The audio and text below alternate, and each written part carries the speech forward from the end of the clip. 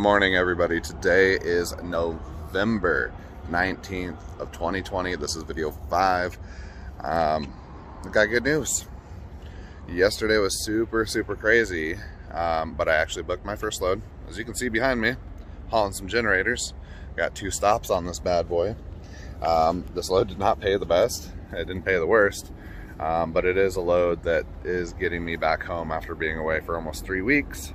Dealing with the poor qualification department, which not necessarily Landstar's fault. They're getting flooded with drivers, but there's a lot of miscommunication that I hope they work out for the sake of other drivers, because it was super discouraging. I literally, in like the last week before they got me doing orientation, was like, I'm about ready to walk off, go somewhere else. You know, I got a $1,000 truck payment, $200 trailer payment. Can't just keep sitting here not making money. So needless to say, Landstar took care of me in the fact that I had to go, like I mentioned in my last video, went to orientation, and then second day that I should have been getting out, getting ready to book my load, they call and tell me, hey, qualification, you know, didn't mention to us that you're only at your last job like 5.5 months, and we need a straight solid 6.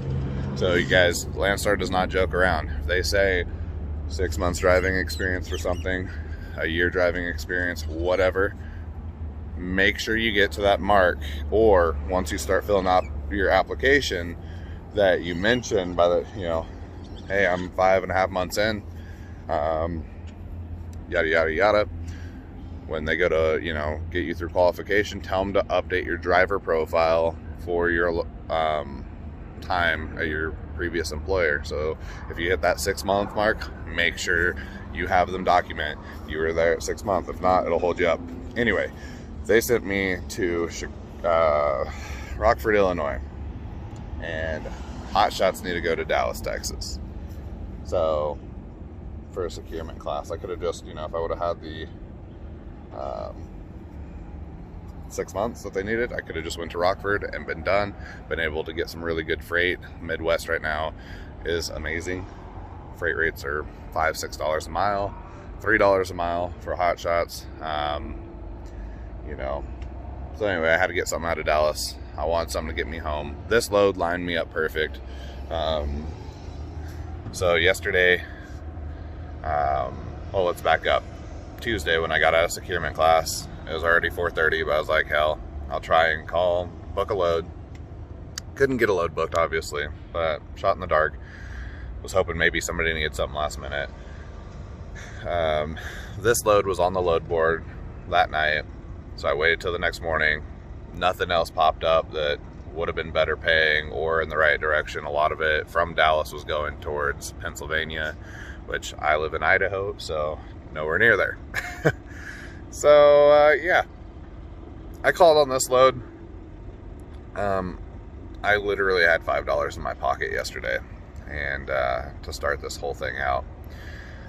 Great thing with Landstar, the front 30% of what you should be getting paid and your accessorials. So the agent was able to put $600 worth of fuel and my 30% of what the pay is going to be on this load, and it came out to being right at like $1,365, I believe. So that was super helpful. When I booked this load, the gentleman, the agent that I dealt with, told me, hey, you're going to need a minimum 5 straps, 5 chains, 5 binders. So when they loaded that 30% plus the accessorials, gave me $1,300 in my pocket. Well, what did I do? I went down to a place that Landstar recommends if you're in Dallas, Texas. It's called Double C.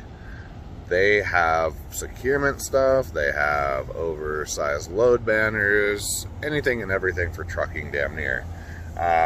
The staff there, super awesome.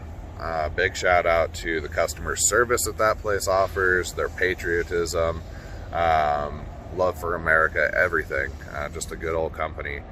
I initially went in, bought the 5 chains, and then got down the road and was like, you know what, I might as well buy the 8 chains that Landstar says you should probably carry, or more, but 8 is your minimum. You know, 10 to 12 should be your max. So yeah, I was looking at everything. I'm like, you know what? I'm going back. I gotta buy I'm just going to buy the 8 chains that they want right now. And did that. Got a few extra straps from them, and was able to head over to the shipper. Got these things loaded. Mind you, I'm on a 35-foot spring load trailer. If you're starting out and you're tight on funds, spring ride, okay, it's a good entry point. They have upgrade kits for these trailers for about $2,000 to make them air ride.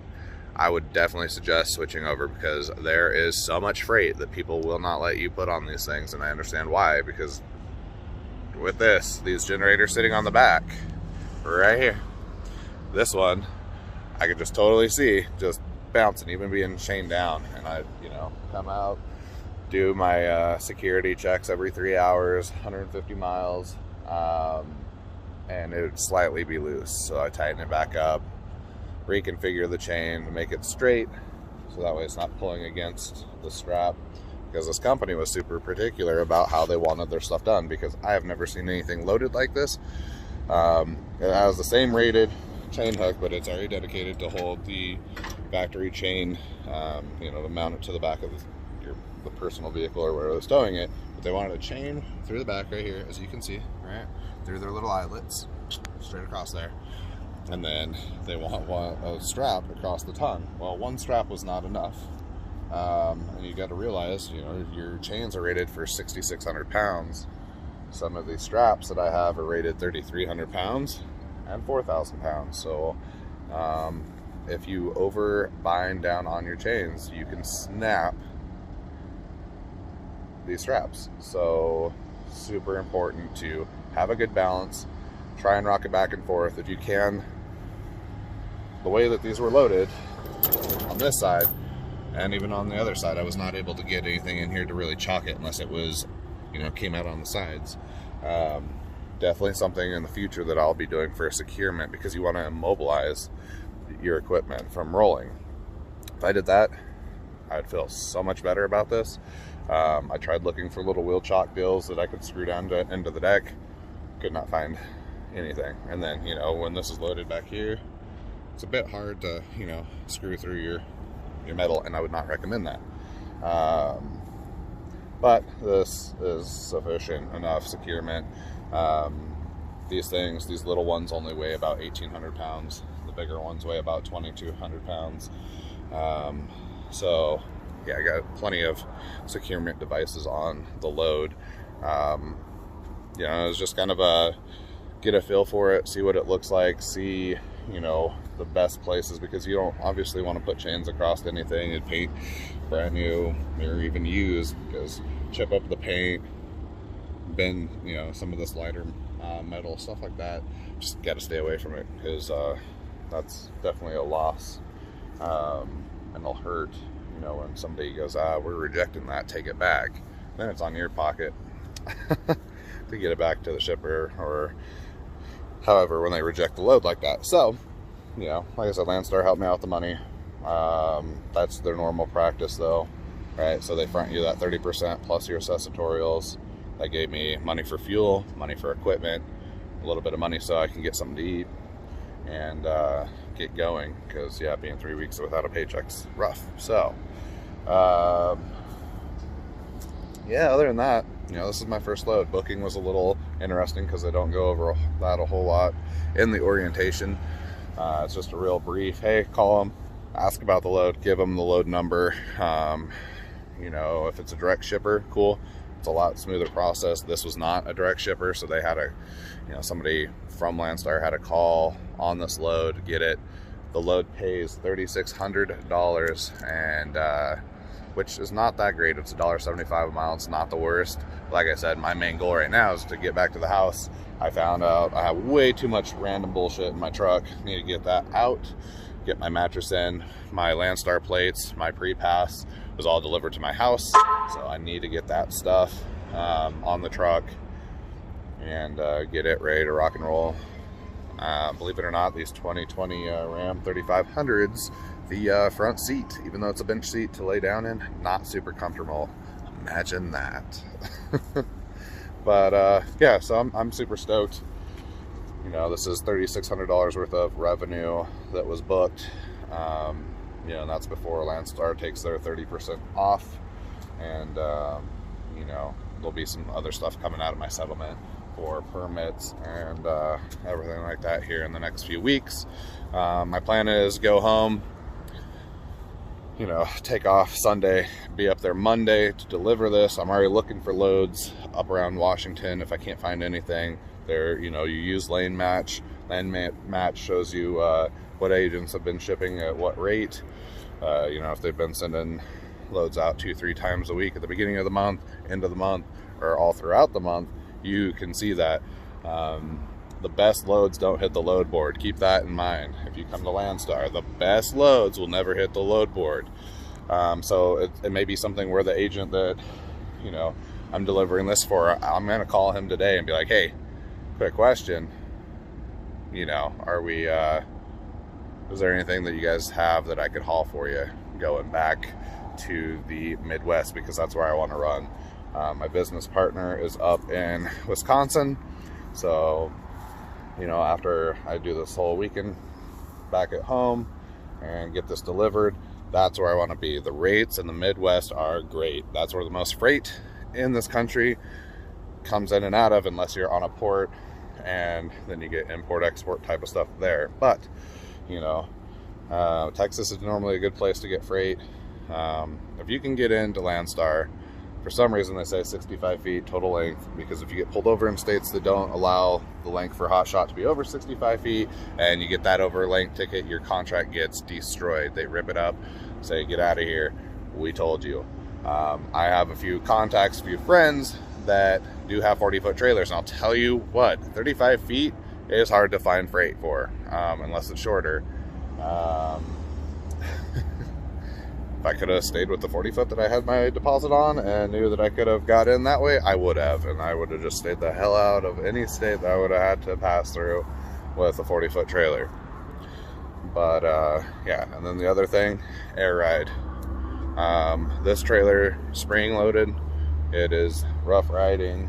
I will be doing the conversion. It's about $2,000. Pretty easy to do by yourself if you're mechanically inclined. Take the leaf springs off, you know, and mount the airbags and everything, and then the compressor unit, and run your wiring. Definitely a conversion, and you'll get more loads that way, because people don't want you beating the shit out of their freight on a spring ride trailer. Luckily, these are units, you know, they're tire mounted, they absorb a bit of the shock, but still the whole ride of this trailer is rough. I'm not gonna lie. So the other recommendation, don't buy a dovetail if you can stay away from it, and have slide out ramps on a flat deck, because every little bit of anything leaving parking lots that got a, you know, little greater incline, that shit drags. And it's pretty embarrassing. It's just like, even if you take it sideways, it still finds a way to snatch a corner or do however. And you know, on this stuff especially, like, I've lowered the gooseneck here to kind of pitch it so the ass end comes up a little bit, still, you know, accommodating the load, so that way not all the weight's up on the truck, on the drive axles. But yeah, I mean, it's little things like that you got to take in consideration. But yeah, so I will catch you guys on the next one. But like I said, I'm gonna get ready and get out of here, leaving Santa Rosa, New Mexico. That's where I left Dallas yesterday. I ended up here with 10 minutes left on my clock. And yeah, catch me on the next one, I suppose. And if you know anybody getting into hot shot, definitely have them follow this page. Not only supporting, you know, another guy out here doing hot shot, but I am giving you guys the do's, the don'ts, the nitty gritty, the good, the bad. If I mess up, you're gonna see it. You know, just things that the next guy that's going through this process can use for educational purposes, so he doesn't make the same mistakes. Or if he sees something to, you know, secure it a different way, great. Like, it's more tools in your tool belt, as I like to say. So like, share, comment down below if there's something that you guys really want to see. You know, if I'm not covering things that you're interested in, shoot me a comment. I'd be happy to do a video on it if I know about it. If I don't, I guess I'll educate myself and be better along that way as well. So, but yeah, you guys have a good rest of your day, and appreciate you tuning in, and I'll see you at the next video. Thanks, guys.